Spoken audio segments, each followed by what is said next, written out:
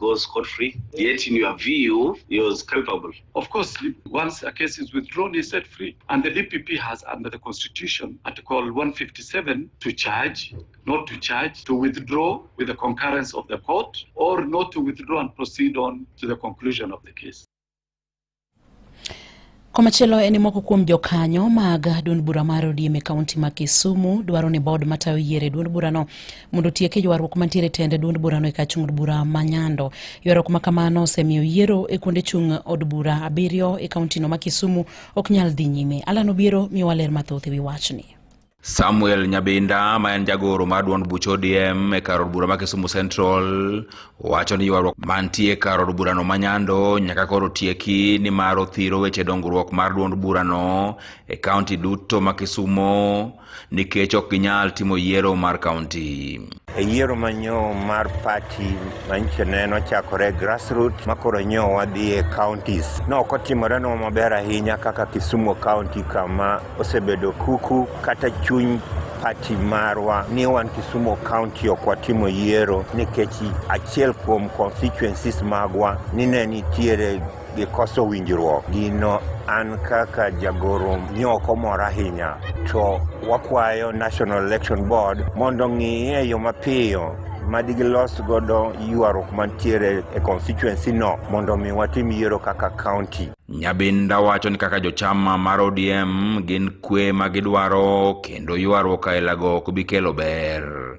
Wawinjo ni buche moko gore makoro kendo Kisumu County chal ka gima kwe ok nyadhi bet to dwaher kata daher kwero e okang' mamalo ni gima kamano kik timre. Ka ng'ato nigi pache modwaro go gimoro ong'i gimodwaro no to tayo party tek nikech msara onge. Tayo party en ng'iyo ni to ere kaka party ji nyalo donje mang'eny. Omiyo mawinjo kata mawachore kata buche magore akwere okang' mamalo ni tim gi atima kidwaro golemo mari to kikitim go kidwaro go koko mar chama. Kane oloso ko Radio Ramogi, Nyabinda kata kamano lero ni kar od bura ma Kisumu Central yiero no time yo mayom. Tana mora hinya ni wan kaka Kisumu Central constituency kane wachako grassroots elections manyo watimo yiero ma National Election Board kimede gi County Election Board no wacho ni waonge gi ywaruok. After days kata ndalo momiga complaints no sekalo ma wan koro nyo gi morito ni jowa mane wapuodho mane die county nene koro wabiro seyo kata no wabiro ko gi nyadhi mondo no dhi okaw no positions mane wawinjore. Ne Radio Ramogi ko kaunti ma Kisumu an Alan Obiero. Moko kuom jotelo duond bura mar ODM e gwenge mag Homa Bay bende koro sani dwaro koro kwayo board mochung' ne tayo yiero mag duond bura no mondo koyie to time yiero go e yo ma uyanga kendo maonge chochni mora mora.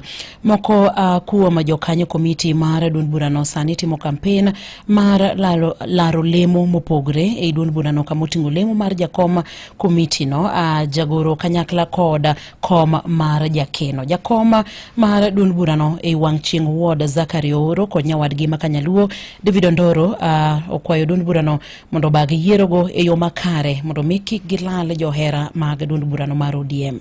Awakwayo ni candidates madwa chako campaign o wach mar election mar party gi campaign ka ging'eyo ni wan wadwaro kwe ko weche moko bolore okwadwar yiero ka yiero nitiere kod chenro ne e party ka party jo ODM nitiere kod chenro ge kendo chenro mar jo ODM no awagombo ni kaber to timre maber kendo free and fair mondo mikik jok moko wuogi ni chako protest mara yiero timore nango nitiere jok moko mabende donja kata mane weche mag yiero gi e kito be chunygi onge party kato koro weche bedo magalagala makoro okodhi kare gin gisiko manano omawa atemo kwedo mano endo ni koyombi ti accept ni oyombi pati ma nitiere lwet mama Gladys Atieno Nyasuna Wanga osebedo kotayo yiero maber kendo kata mana wang'ne ne koko onge mag yiero mang'eny kaka no tayo e grassroots makoro biro nyake wos modhi nyake constituencies e kaka wadwaro ni mondo me counties bende otaye yiero no endo tare ataya maber kamano.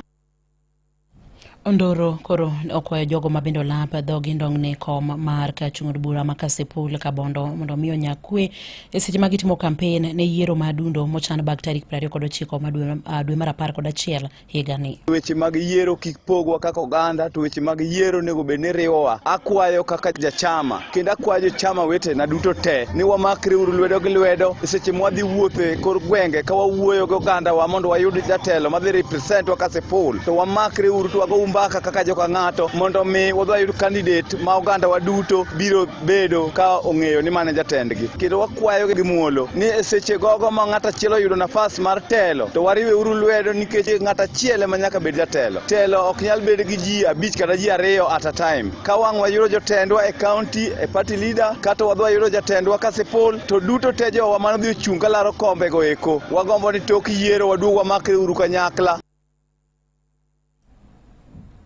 Ruoth ma Suna Oruba location oyango ni nitiere kwan mamalo mar rowere ma jogi 18 kadhi malo ma bende poko ka opande e location mare. Ouma owacho ni mayo osemiyo rowere mang'eny ok nyal yudo tije kalure ni gionge kod opande. Ne oloso e yo machalo kama.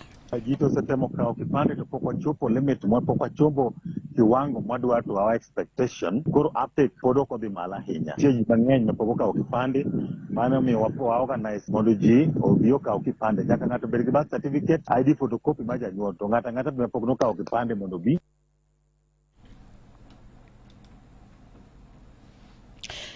Jodak e kar dak ma Kibra e boma ma Nairobi koro ywak e wi midhiero mar taka ma bende sani keto ngimagi kama rach ka gidak kod luoro ni ginyalo gamo tuoche ma bende kelo kod chido mar alwora.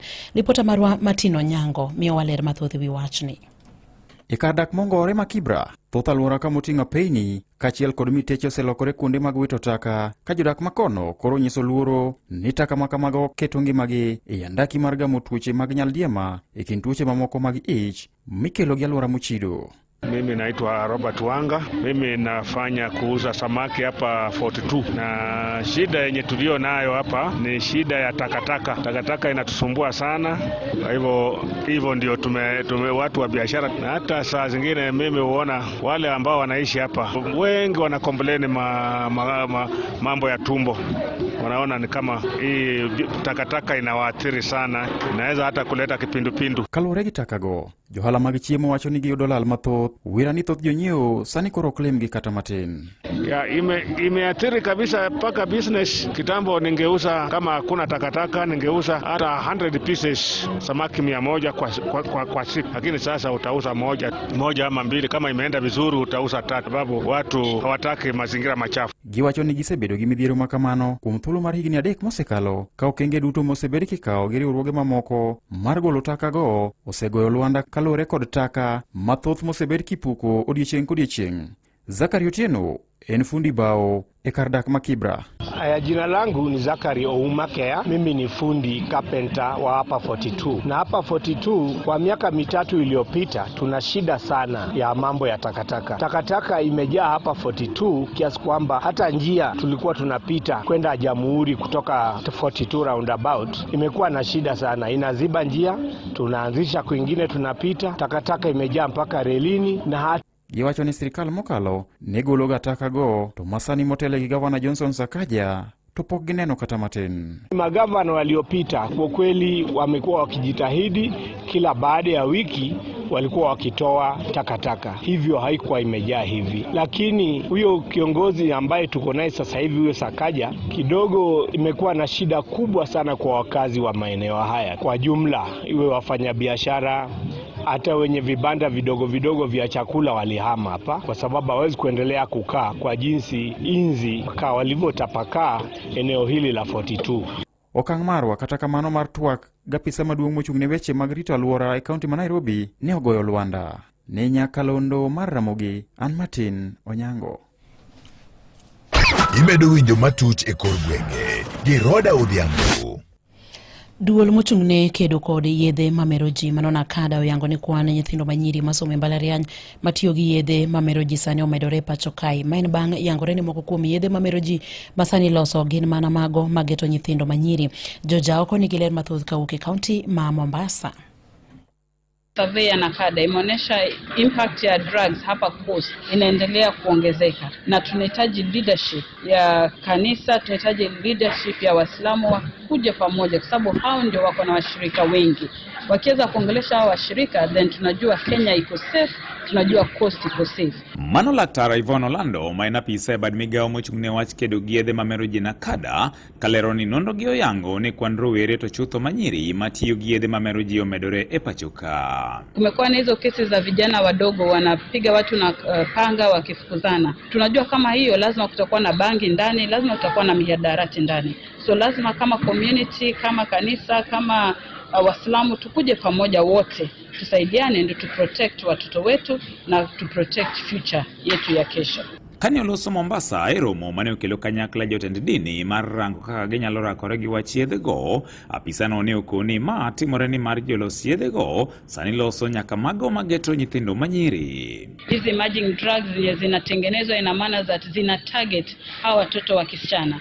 Tuko na hizo substances kama shisha yenye kabisa ukiangalia ina target wasichana. Tuko na hizo jewels, the new products hizi za electronic zina target wasichana, flavoring zenye zinakuja zina target kabisa wale watoto wa kike. Na ndio maana tuko na programs zenye pia zina target hawa watoto wa kike ndio wasiendelee kukuwa na hii mambo ya drugs. Osman Ali manja komdul marjo Islam mar Supke Mombasa ni ukoni jodolo ok yud thuolo malongo mar temo puonjo nyithindo midhiech mag yedhe mameroji. Lawama yangu ni kwa wizara ya elimu, ni kwamba wameshindwa kupanga mikakati ya kutosha kuona kwamba vijana wa Kikenya wanapata vizuri mafunzo ya dini yao. Manake vijana ikiwa ni kuanzia Monday mpaka Friday, vijana wako wapi? Wako shule. Wakija madarasa ni siku ya Jumapili. Siku ya Jumapili ni nusu siku, au pengine kwa sababu ya uchovu wa wiki ule hata wasije siku hiyo ya Jumapili. Mafunzo yao wanayapata wapi? Maelekezo ya dini watayapata wapi? Kajadolo Paul Waweru to ne okoni oganda duto nyaka bikanyakla mar tiyo gi piny owacho e gayo midhieche makamago. Na tumeungana Wakristo na Waislamu, maana jambo hili linatuafekti sote, Wakristo, Waislamu. Hawa ni watoto wetu, ni ndugu zetu, ni mama zetu wanaoadhirika. Sote kwa jumla, hakuna mtu wa kulaumiwa, kwa sababu kila kitu kinaanza hapa nyumbani, ndio tukitupie nje. Kama umefanya kazi yako nzuri nyumbani, kule nje pia itafanyika vizuri. Kwa hivyo tukitupia lawama grupu moja itakuwa ni makosa. Sote tunahusika. Ne Radio Ramogi e kaunti ma Mombasa, An George Aoko. Gilipot majoja ako ne mabendo kelo waigiko mag weche manyien e yorno mar adimba gi lak sechegi watudo koromo kanyo sa 11 kod sa 12 ne weche manyien e yo machuok to koromo sa 1 kod sa 3 ne weche manyien e yorno mar adimba. Magone matuch e kor gwenge gi Roda Odhiambo. Magone weche matuch ka kod kacha. Wan kodi ondamo kondamo mariangoni motimore e gwengewa. Ramogi Radio Ramogi kar chuny jaluo. Weche tuke e Radio Ramogi. Machiegni weche tuke. Tim mar Safaricom chapadimba nyocha kolimbe margi e piny Spain giseronyo malich miwuoro bang' kanyo giyudo loch mar gonda 6-1 e tugo manyo bagi kindgi gi piny Huesca odiechieng' manyoro. Brian Aroka nyolo gol mokwongo e seche manok kende kapok Derrick Okech bende nyomedo gol mar ariyo. Huesca bende nyodo gol mokwongo mar yweyo pi wang'i kapok tugo nyorumo. This morning we had a session to pass through to the decision making, to have like different options in one side and the other when the people has the ball, in this case the players. So it was a very good and very intense session, which is good for the boys. Alex Rivas, mainja tugo mar Huesca, kumnye bagoni gi kitugo mamit miwuoro. Playing against the Kenyan team was an amazing experience. I come from the United States, so I don't play against a bunch of other countries or places. So it was an amazing experience, and they like to run a lot, very physical, and it's very fun to watch. It's very fun to play against as well. Yaloyo mar All Stars, nyoyango moko kuom lokruoge monego bed ni gitimo e seche ma gidhi nyime gi tukego. Omachielo en en kocha mar Gor Mahia Charles Akono wacho ni gin gi chir mathoth motelo ne rakruok e kindgi gi Simba mawuok e piny Tanzania otieno ma kawuono. Rwedhigi koro dhi rakore e lap tuke ma Benjamin Mkapa mane boma maduong' ma Dar es Salaam. This will be our biggest match, and of course it's very important for us to present ourselves very well before our league starts. There has been a lot of information that we've given the boys, and we believe they have to retain it and process in the game of play. And so we're looking forward to the Wednesday match. For us, like I said, it's a training match, but a big one. We are very confident they will present themselves very well. We've started with a group of players, and we are very familiar with them. We know what they can give us. Obviously, they are national players, and so we consider also the fact that they have that exposure. Wechegio ne osir kod kapten mar timno Philemon Otieno ma bende nyoyango humb klabno mar Simba, kata kamano nyowacho ni gin gi thuolo makare mar nyiso kitugo ma gin godo. Jiandaa vizuri kizingatia kwamba pia Gor Mahia ni timu kubwa na tuko na mashabiki wengi kule nyumbani, kwa hivyo pia